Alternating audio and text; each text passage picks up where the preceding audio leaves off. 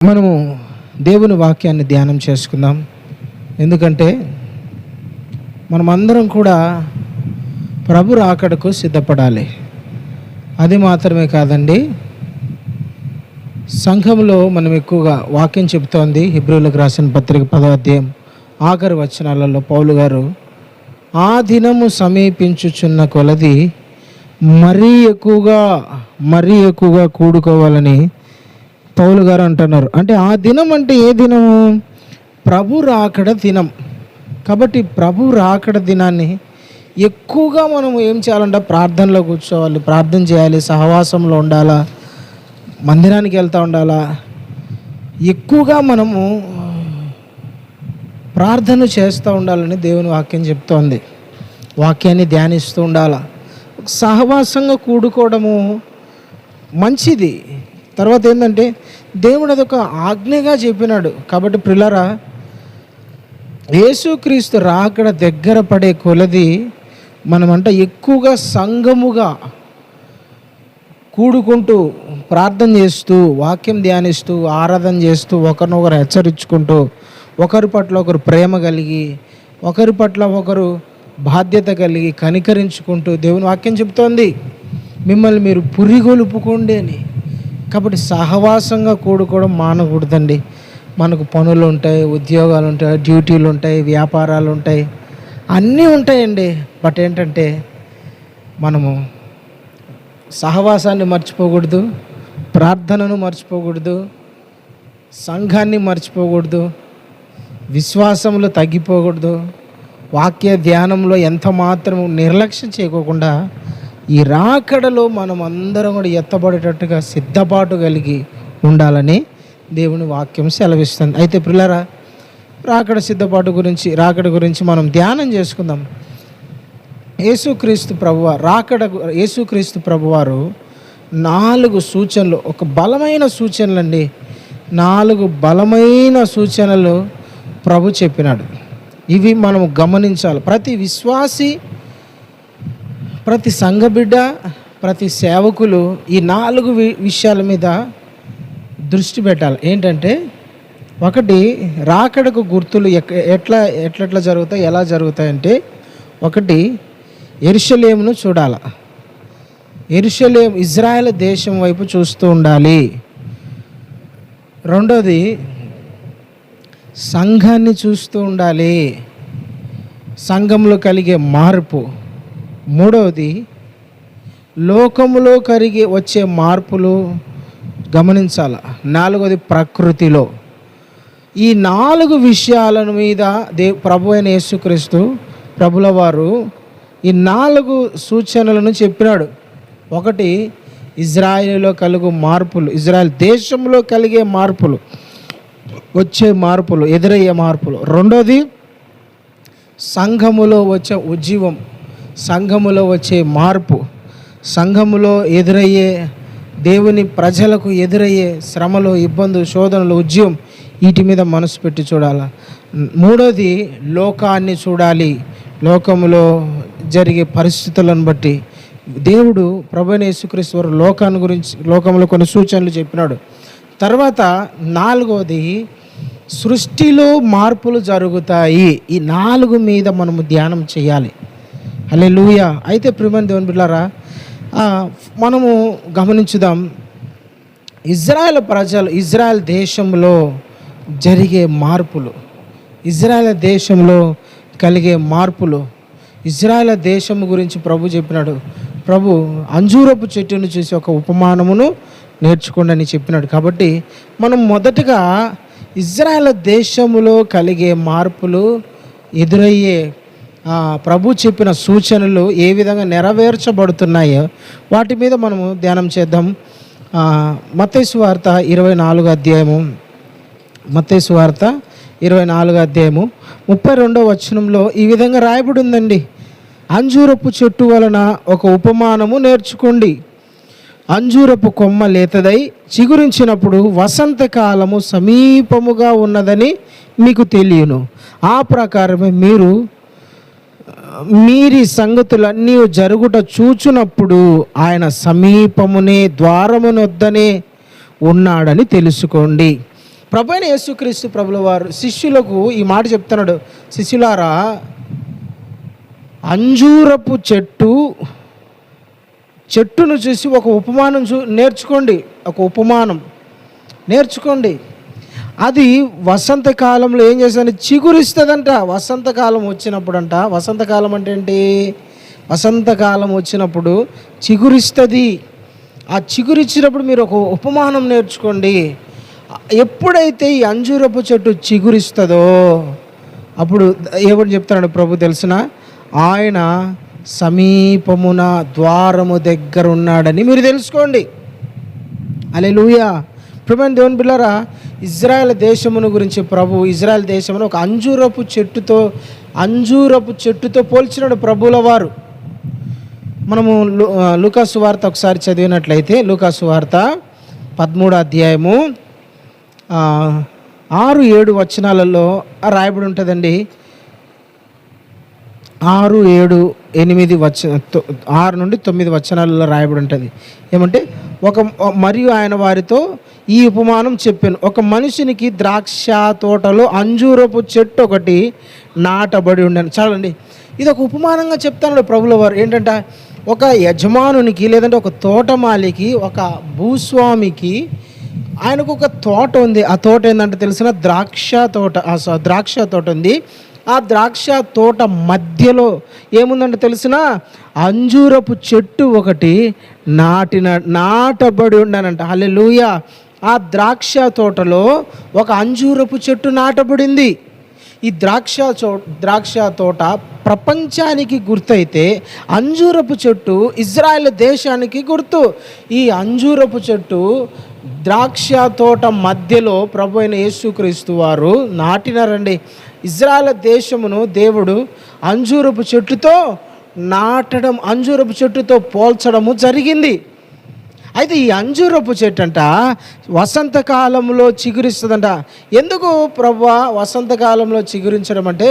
ఎప్పుడు చిగురించడం అంటే ప్రియమైన దేవుని బిడ్డలారా, యేసు ఇప్పుడు ఇజ్రాయెల్ దేశము లేదంటే ఈ అంజూరపు చెట్టు ఉపమానం గురించి మనం ధ్యానం చేస్తే, ఈ అంజూరపు చెట్టు అనబడిన ఇజ్రాయెల్ దేశము నెబుకద్నెజరు దినాలలో నరకబడిందంట. అంటే ఇజ్రాయెల్ దేశం అనేది లేకోకుండా పోయింది. తర్వాత మళ్ళా వాళ్ళు ఒక దేశంగా కట్టుకున్నారు. తర్వాత మరలా వాళ్ళు జనంగా ఒక అభివృద్ధి చెందినారు. ఒక ప్రాంతంగా, ఒక దేశంగా వాళ్ళు అభివృద్ధి చెందినారు.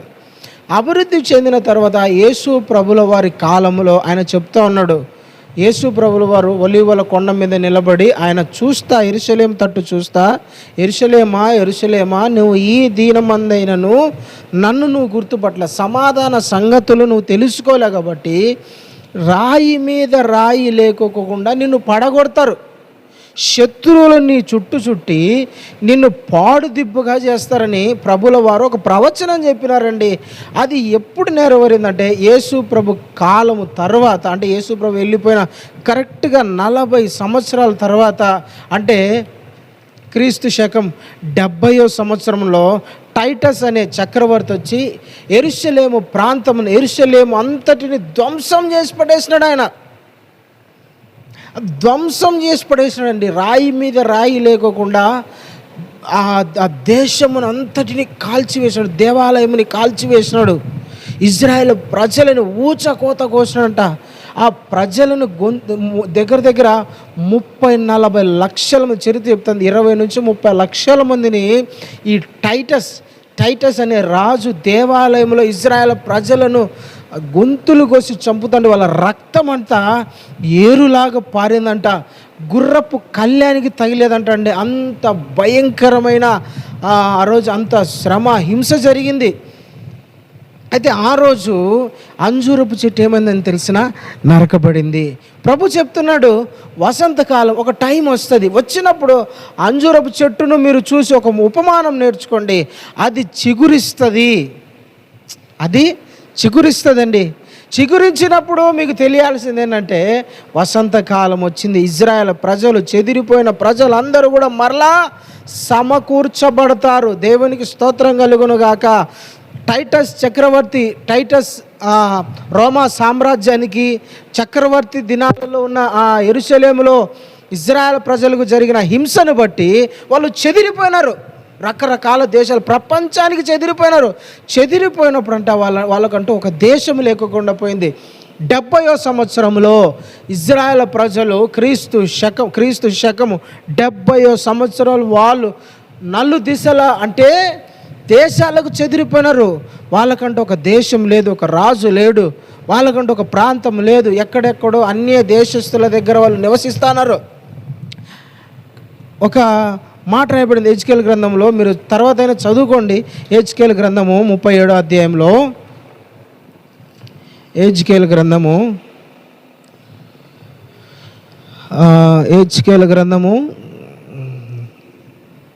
37వ అధ్యాయంలో ఈ ప్రవచనం ఉంటుంది. ఎండిన ఎముకలను సైన్యముగా మార్చే ప్రవచనము, లేదంటే దర్శనము హెజ్కేలుకు చూపిస్తాడు. ఏమిటా దర్శనం? ఎండిపోయిన ఇజ్రాయెల్ ప్రజలు అంటే ఎముకలన్నీ కుప్పగా ఒక చోట పడిపోయిన, జీవం లేదు, దాంట్లో ప్రాణం లేదు, అది పనికి రాకుండా పోయింది, పాడు దిబ్బగా అయిపోయింది. లేదంటే ఎన్ని జాతి ప్రజలకు చెదిరిపోయినారు వాళ్ళు. ఎముకలన్నీ మరలా కలుసుకుంటాయా హెజ్కేలు అని ప్రభు హెజ్కేలుతో చెప్పినప్పుడు, ప్రభు నాకేం తెలుసు నాయన, నీకే తెలియాలి ప్రభు. ఇజ్రాయెల్ ప్రజలను గురించి ఈ ప్రవచనం అండి, ఈ దర్శనము. ఇజ్రాయెల్ ప్రజలు ప్రపంచాల నలు దిశల చెదిరిపోయిన వాళ్ళు.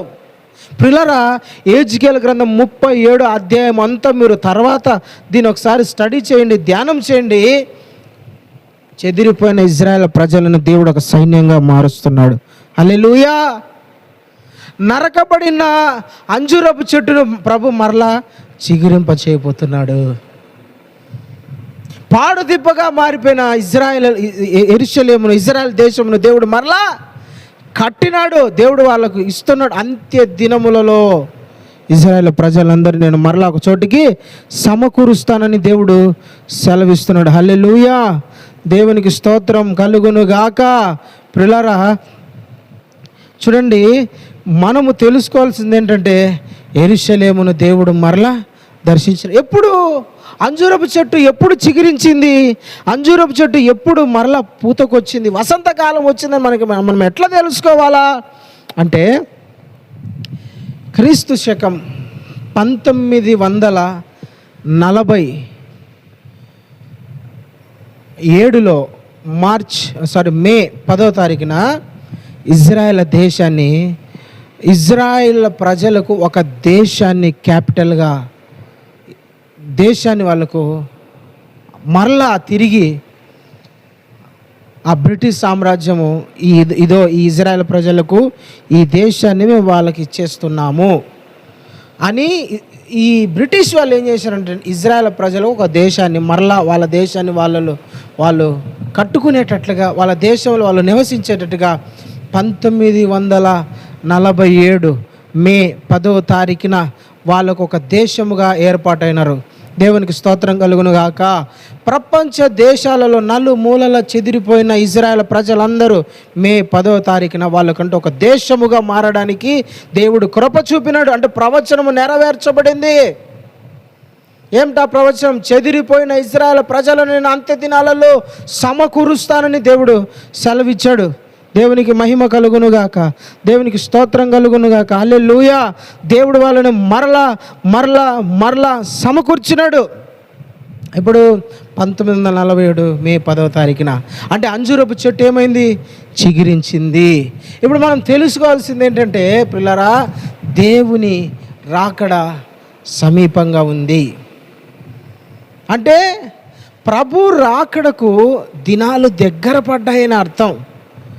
1900 అంటే ఇజ్రాయేల్ ప్రజలందరూ కూడా ఎప్పుడైతే ఒక రాజ్యముగా, ఒక దేశముగా ఏర్పరచబడినారో, ఒక దేశంగా వాళ్ళని వాళ్ళు మళ్ళా రీబిల్డ్ చేసుకోవడానికి దేవుడు కృప చూపినాడో, అప్పుడే మనం అర్థం చేసుకోవాల్సింది ఏంటంటే, ఇదిగో ప్రభు ద్వారం యొద్ద ఉన్నాడు, పరలోకపు ద్వారము దగ్గర నిలబడున్నాడు. ఆయన రావడానికి అతి తొందరగా ఉన్నాడు. టైం చాలా దగ్గరగా ఉందండి ప్రియులారా, చాలా సమీపంగా ఉంది. కాబట్టి ఇజ్రాయెల్ ప్రజలలో, ఇజ్రాయెల్ దేశంలో దేవుడు చూపించిన ఒక సూచన, చాలా సూచనలు ఉన్నాయి. అయితే ఇది ఒక సూచన. ఏమిటా సూచన అంటే, వాళ్ళు ఒక దేశంగా మరలా తిరిగి కట్టబడతారు. ఆల్రెడీ వాళ్ళు కట్టబడ్డారు. వాళ్ళు మెల్లగా ఒక్కొక్కటి వాళ్ళు ఒక సైన్యముగా తయారైపోయినారు. ఇప్పుడు ప్రపంచంలోనే వాళ్ళు ఒక పేరుకు అగ్రదేశాలని చాలా ఉన్నాయి, కానీ ప్రపంచంలో ఇజ్రాయెల్ దేశము మిలిటరీ పరంగా, ఎకనామీ పరంగా, టెక్నాలజీ పరంగా అన్ని విధాలుగా వాళ్ళు ముందు స్థానంలో ఉన్నారు. వ్యవసాయంలో కానివ్వండి, సైన్యం పరంగా కానివ్వండి, యుద్ధం పరంగా కానివ్వండి, డబ్బు పరంగా, ఆర్థికంగా కానివ్వండి, వాళ్ళు చాలా ముందడుగున్నారండి. ప్రపంచ దేశాలలో అగ్ర దేశాలకు ఏ మాత్రం తీసిపోనంత ముందు స్థాయిలో వాళ్ళు ఉన్నారు. కారణం ఏంటో తెలిసిన, దేవుడు ప్రవచనం చెప్పిన ఇజ్రాయెల్ గురించి ఒక ప్రవచనం ఏమిటి, అంజూరపు చెట్టును చూచి ఒక ఉపమానమును నేర్చుకోండి. ఆల్రెడీ వాళ్ళు ఒక దేశంగా కట్టబడ్డారు, వాళ్ళు ఒక దేశంగా నిర్మించబడ్డారు, ఒక గొప్ప సైన్యంగా తయారైపోయినారు. దేవునికి స్తోత్రం కలుగును గాక. హల్లెలూయా. మనం దీన్ని చూసి మనం నేర్చుకోవాల్సింది ఏంటంటే తెలిసిన, ప్రభు చెదిరిపోయిన వారిని మళ్ళా సమకూర్చే దేవుడు. నువ్వు చెదిరిపోయినావా, భయపడద్దు. పతనమైపోయినానని నువ్వు అనుకుంటున్నావా, భయపడద్దు. ఎండిపోయిన నా బ్రతుకు, నా కుటుంబము, లేదంటే నా ఆత్మీయ జీవితం, నా పిల్లలు, నాది అంటూ ఏది లేకోకుండా నా నుంచి చేయి జారిపోయింది, ఇంకా శూన్యమే అని నువ్వు అనుకుంటున్నావా, భయపడద్దు. దేవుడు మరలా తిరిగి కట్టగలిగిన సమర్థుడు ఆయన. దేవునికి స్తోత్రం. దేవుడు మరలా తిరిగి నిన్ను రీబిల్డ్ చేయగలడు, రిస్టోర్ చేయగలడు. దేవుడు మరలా నీ కుటుంబాన్ని కట్టగలిగిన సామర్థ్యం గల దేవుడు ఆయన. మరలా నిన్ను నిర్మించగలడు ఆయన. మరలా నీ కుటుంబాన్ని బాగు చేయగలడు, నీ ఆత్మీయ జీవితాన్ని బాగు చేయగలడు ఆయన. ఇజ్రాయెల్ ప్రజలను, చెదిరిపోయిన ఇజ్రాయెల్ ప్రజల్ని దేవుడు ఏ విధంగా మరలా సమకూర్చాడో, నిన్ను కూడా మరలా సమకూర్చడానికి ఆయన శక్తివంతుడు. ప్రియులారా, ఇజ్రాయెల్ ప్రజలను చూసినప్పుడు మనకు ఒక ధైర్యం, మనకు ఒక నిరీక్షణ రావాల్సింది, మనకు ఒక ఆదరణ ఏంటంటే, వాళ్ళని మరలా ఒక సైన్యంగా సమకూర్చిన దేవుడు నన్ను కూడా సమకూరుస్తాడు, నన్ను కూడా బాగు చేస్తాడు, నా బ్రతుకు కూడా బాగు చేస్తాడు, నా కుటుంబాన్ని కూడా ప్రభు బాగు చేస్తాడు, నా సంఘాన్ని బాగు చేస్తాడు ప్రభు. చెదిరిపోయిన నా పిల్లలను మరలా సమకూరుస్తాడు, చెదిరిపోయిన నా కుటుంబాన్ని మరలా ఒక చోటికి చేరుస్తాడు, నా వ్యాపారాన్ని బాగు చేస్తాడు, నా ఆత్మీయ జీవితాన్ని బాగు చేస్తాడు, నా ప్రార్థన జీవితాన్ని పరిశుద్ధాత్మ దేవుడు బాగు చేస్తాడు. నిరీక్షణ నీకు ఉండాల. హల్లెలూయా. దేవునికి స్తోత్రం కలుగును గాక. ప్రియులారా, దేవుని బిడ్డలారా, యేసుక్రీస్తు ప్రభువారు చెప్పిన యెరూషలేమును గురించిన ఈ ప్రవచనం అనేది ప్రియులారా 1947లో నెరవేర్చబడింది. అంజూరపు చెట్టు చిగురించింది. ఇజ్రాయెల్ ప్రజలలో అంజూరపు చెట్టు చిగురించింది. అయితే ఇజ్రాయెల్ ప్రజలలో ఇంకొక మాట కూడా ఉందండి. ఏంటంటే, ఇజ్రాయెల్ ప్రజలు ఒక సైన్యంగా మారుతారు. ఇజ్రాయెల్ ప్రజలందరూ, ఇజ్రాయెల్ దేశం ఒక అగ్రస్థానంగా మారుతుంది. ప్రవచనం ఉంది చూడండి ఒకసారి. ఎజ్కేల్ గ్రంథము 38వ అధ్యాయము, ఎజ్కేల్ గ్రంథము 38వ అధ్యాయము 11వ వచనం నుంచి నేను చదువుతున్నాను. 8వ వచనం నుంచి నేను చదువుతున్నాను, గమనించండి.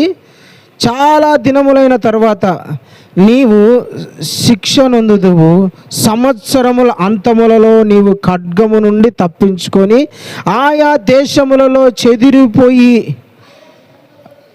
ఆయా జనములలో చెదిరిపోయి ఎడతెగక పాడుగానున్న ఇజ్రాయేలు పర్వతముల మీద నివసించుటక సమకూర్చబడిన జనులకును ఆయా దేశముల నుండి రప్పింపబడి భయముగా నివసించు జనులందరి యొద్దకు నీవు వచ్చావు. చూడండి ఇక్కడ ఒక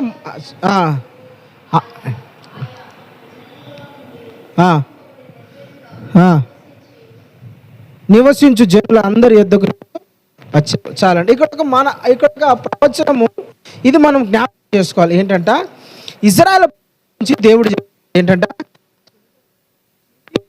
ఈ ఎడతెగక పాడుగానున్న పర్వతముల మీద నివసించుట అంటే ఏంటంట, చెదిరిపోయి ఎడతెగక పాడుగానున్న అంటే ఇజ్రాయెల్ దేశము, ఇజ్రాయెల్ ప్రజలు వారు ఇప్పుడు ప్రస్తుతం ఉంటున్న వాళ్ళ దేశం అంటే వాళ్ళ దేశంలో వాళ్ళంట చెదిరిపోయినారంట, పాడైపోయిందంటండి ఆ దేశము.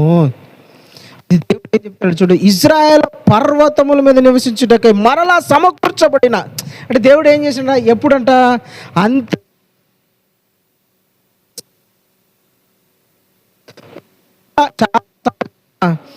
చాలా అది చదవండి అమ్మా. సంవత్సరముల స్టార్టింగ్లో చూడండి ఒకసారి. సంవత్సరముల అంతములలో ఎప్పుడంట, చాలమ్మా సంవత్సరముల అంతములంట. హల్లెలూయా. దేవుడు ఏముంది, సంవత్సరముల అంతము. మనకు తెలియని కాలం ఒకటి ఉంది, సమయం ఉంది, సూచనలు దేవుడు పెట్టినాడు. సంవత్సరముల అంతం అంట. దేవుడు ఒక టైం పెట్టినాడు. సంవత్సరముల అంతము అంటే అంత్య దినాలను ఉంది, సంవత్సరముల అంతమునుంది, చాలా ఉన్నాయి. దాని గురించి మళ్ళీ ఒకరోజు మనము స్టడీ చేద్దాం, నేను చెప్తాను. సంవత్సరముల అంతములో ఇజ్రాయేల్ ప్రజలను మరలా సమకూర్చబడిన జనుల యుద్ధం అంటే మరలా దేవుడు ఏం చేశాడు, సమకూర్చాడంటే అక్కడొక ముక్క, అక్కడొక ముక్క, ఆ దేశంలో కొంతమంది, ఆ దేశంలో కొంతమంది, యూరోప్లో కొంతమంది, అమెరికాలో కొంతమంది, భారతదేశంలో కొంతమంది, తర్వాత జర్మనీలో, జపాన్లో, ఇంగ్లాండ్లో, ఇట్లా పలు దేశాలలో వాళ్ళు ఏమైపోయారంటే తెలిసిన, చెదిరిపోయిన ఈ జనులంట మెల్లగా అందరినీ దేవుడు ఒక చోటికి సమకూర్చబోతున్నాడు. ఎప్పుడు? సంవత్సరముల అంతములలో. హల్లెలూయా. అంజూరపు చెట్టు చిగురించింది, అయితే జనులంతా ఇంకా రాలా. ప్రపంచంలోన ఇజ్రాయెల్ ప్రజలంతా కూడా ఇంకా ఒక చోటికి చేర్చబడాలి. ఈ మధ్యనే మన భారతదేశంలో ఉండే కొంతమంది యూదులు, మన భారతదేశంలో కూడా యూదులు నివసిస్తూ ఉన్నారు. కేరళలో, మన ఆంధ్రాలో, తర్వాత మన ఇట్లా చాలా చోట్ల మహారాష్ట్రలో, మధ్యప్రదేశ్లో, కర్ణాటకలో, తమిళనాడులో, ఇట్లా కొన్ని ప్రాంతాలలో ఇజ్రాయెల్ ప్రజలు ఉంటున్నారు. వాళ్ళు ఒక స్టేట్మెంట్ ఇచ్చింది ఏంటంటే, అతి త్వరలో మేము మా దేశానికి వెళ్ళిపోతున్నాం. నెతన్యాహు గారు 2024 సంవత్సరంలో లాస్ట్ మంత్లో అనుకుంటా, లేదా నవంబర్ ఆ టైంలో బెంజమిన్ నెతన్యాహు గారు అంటే ఇజ్రాయెల్ ప్రధాని ఒక మాట చెప్పినాడు. ఏమంటే, ప్రపంచములలో ఉన్న ఇజ్రాయెల్ ప్రజలందరూ తిరిగి మన దేశానికి వచ్చేయండి అని ఒక పిలుపునిచ్చినారండి. అందరూ మన దేశానికి వచ్చేయండి అని. అంటే ఇజ్రాయెల్ యూదులు అనబడిన ప్రతి ఒక్కరు కూడా మరలా వెళ్ళిపోతారు. ఇదొక ప్రవచనం. ఎహెజ్కేలు గ్రంథంలో రాయబడిన 38వ అధ్యాయము 8వ వచనంలో రాయబడినట్టు సంవత్సరముల అంతములలో మరలా దేవుడు సమకూర్చబోతున్నాడు. హల్లెలూయా. దేవునికి స్తోత్రం. మరలా దేవుడు అంట ఏం చేయబోతున్నాడు, సమకూర్చబోతున్నాడు అంటండి. దేవునికి మహిమ కలుగును గాక. దేవునికి స్తోత్రం నాయన. ఇంకో మాట చూపిస్తాను చూడండి. ఇంకో మాట 37వ అధ్యాయము, ఎహెజ్కేలు గ్రంథము 37వ అధ్యాయము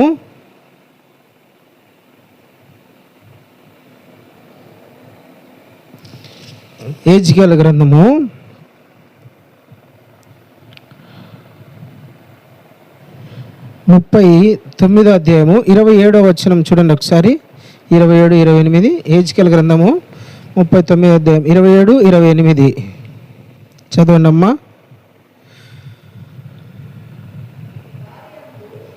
26 నుంచి చూద్దాం, బాగుంటుంది. వారు నా ఎడల తాము చూపిన విశ్వాస తమ అవమానమును తాము భరించుదురు. నేను అన్యజనులందరిలో నుండి వారిని, చూడండి అబ్బా ఏం మాట, వారి శత్రువుల దేశముల నుండి రప్పించిన తర్వాత వారు సురక్షితముగాను నిర్భయముగాను తమ దేశములో నివసించినప్పుడు వారి యందు అన్యజనులు అనేకులుగా ఎదుట నన్ను పరిశుద్ధపరుచుకొనుదును. హల్లెలూయా, దేవునికి స్తోత్రం కలుగునాక. చూడండి ప్రియమైన దేవుని బిడ్డలారా, చెదిరిపోయిన వారిని సమకూరుస్తాడంట దేవుడు.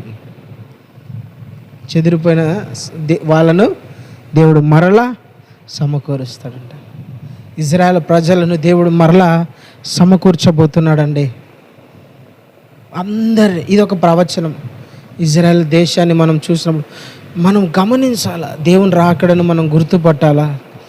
ఇజ్రాయెల్ దేశంలో జరిగే సూచనలు, మార్పులు, తర్వాత అక్కడ నుంచి వచ్చిన ఏ మాట అయినా సరే అదొక ప్రవచనంతో ముడిపడి ఉంటుంది, కనెక్ట్ అయి ఉంటుంది.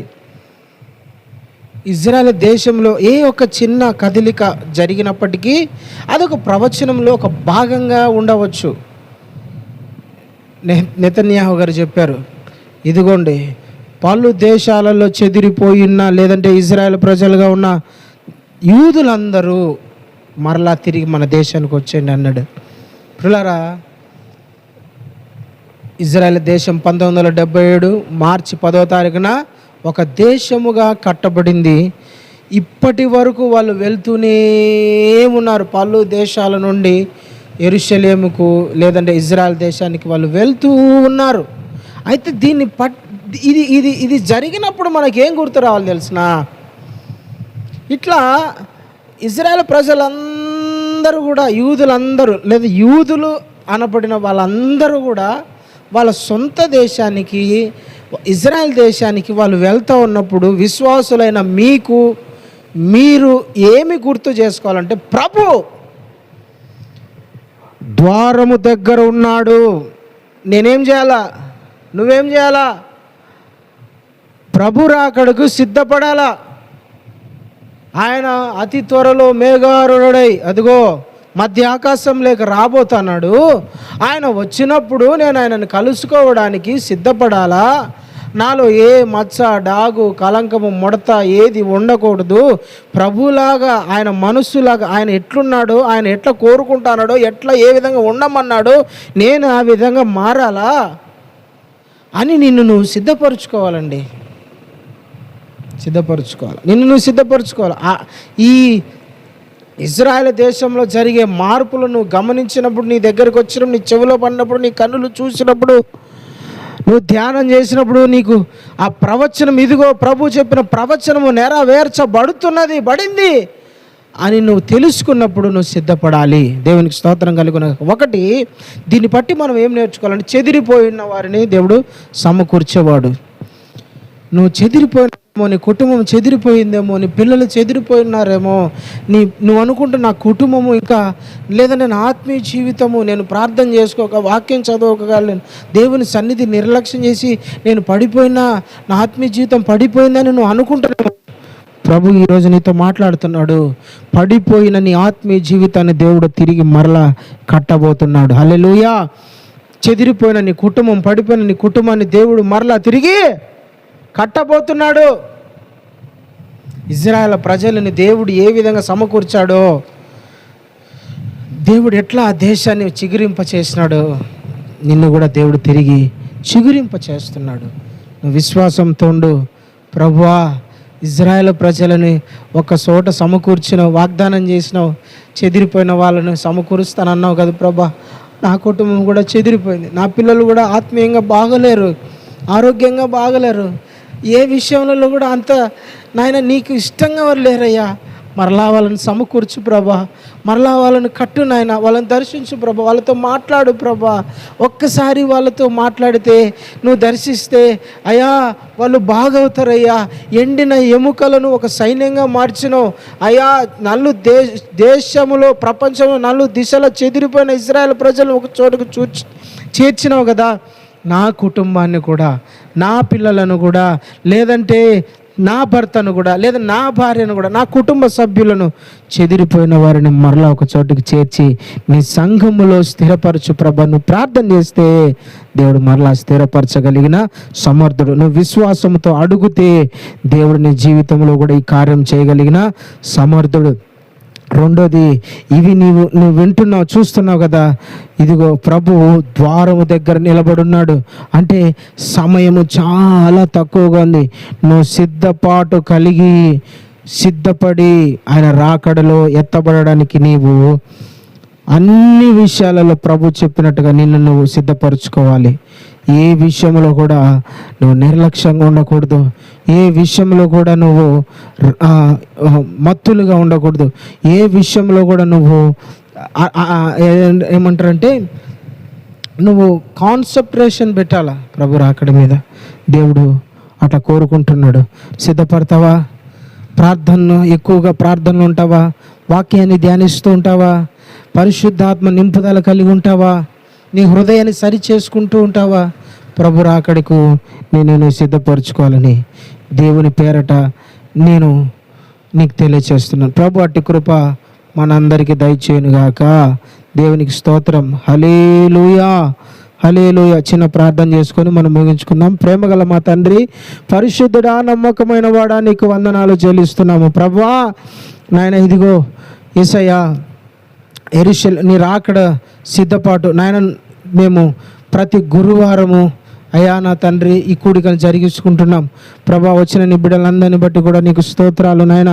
ఇదిగో ఇజ్రాయేలులో జరుగు మార్పులను, ఇజ్రాయేల్ గురించి చెప్పిన నువ్వు అయ్యా సూచనలు మేము ధ్యానిస్తుండగా ప్రభా, అయ్యా అంజూరపు చెట్టును చూచి ఒక ఉపమానం నేర్చుకోమన్నావు. అది లేతదై చిగురించినప్పుడు వసంతకాలం ఇప్పుడే వస్తుందని తెలుసుకోమన్నావు. అది చిగురించినప్పుడు నువ్వు ద్వారము దగ్గర ఉన్నావని నాయన నువ్వు తెలియజేసావు ప్రభా. అవునాయన, ఇజ్రాయేల్ ప్రజలు చెదిరిపోయిన వారిని మళ్ళా సమకూర్చిన దేవుడవు నాయన, ఒక సైన్యంగా మార్చిన దేవుడవు నాయన, ఒక దేశంగా నిర్మించిన దేవుడవు ప్రభా. నా తండ్రి, నువ్వు నమ్మకమైన వాడు ప్రభా. వాగ్దానం చేసిన నీవు నాయన వాగ్దానం నెరవేర్చేవాడు. నువ్వు ఏది చెబుతావో నాయన ఖచ్చితంగా దాన్ని నువ్వు చేసే దేవుడు ఉన్నావు ప్రభా. అవును నాయన, ఒక్క చోటికి నాయన చెదిరిపోయిన ప్రపంచంలో 4 దేశాల 4 నాయన ప్రాంతాలలో చెదిరిపోయిన నీ ప్రజలైన ఇజ్రాయేల్ ప్రజలని మరలా సమకూర్చిన దేవుడు అయ్యా. ఎందరైతే నాయన ఇదిగో నీ పిల్లలు సంఘముగా కూడుకున్న ఎక్కడైతే నాయన చెదిరిపోయినారో, ఆత్మీయంగా బలహీనంగా ఉన్నారో, ప్రార్థనలో బలహీనంగా ఉన్నారో వాళ్ళందరూ మళ్ళా సమకూర్చండి, సంఘంలోకి సమకూర్చండి నాయన. మీ దగ్గరికి నాయన నడిపించండి. జీవం గల సంఘములు మరలా వాళ్ళని నాటమని వేడుకుంటున్నాను ప్రభా. నీకు స్తోత్రాలు నాయన. నా తండ్రి, నీకు కృతజ్ఞతలు చెల్లిస్తున్నాను ప్రభా. ఇదిగో నాయన, నీ పిల్లల జీవితాలలో, నీ పిల్లల కుటుంబాలలో, నీ పిల్లల ఆత్మీయ జీవితాల సంఘముల పరిచర్యలో నాయన నా తండ్రి వాళ్ళు ఫలము చూడాలి, చిగురు పెట్టాలి. యేసు నామమున వాళ్ళు ఫలించాలి నా తండ్రి. మీరే కృప చూపమని వేడుకుంటున్నాను నాయన. నా తండ్రి, రాకడ సిద్ధపాటు కూడికలో నాయన పాల్గొన్న ప్రతి బిడ్డను మీరు దీవించి ఆశీర్వదించి వారికి నాయన నా తండ్రి నాయన మెలకువను సిద్ధపాటును మీరు నాయన కలిగి ఉండడానికి కృప చూపమని వేడుకుంటూ ఈ నాయన నా తండ్రి ఈ ప్రార్థన అంతా మీ పాదాల ముందుంచుతూ అతి త్వరలో రాబోతున్న నజరేయుడైన యేసయ్య నామమున వేడుకొని ప్రార్థించి పొందినాము తండ్రి. ఆమెన్, ఆమెన్. దేవునికి స్తోత్రం. Praise the Lord. హల్లెలూయా.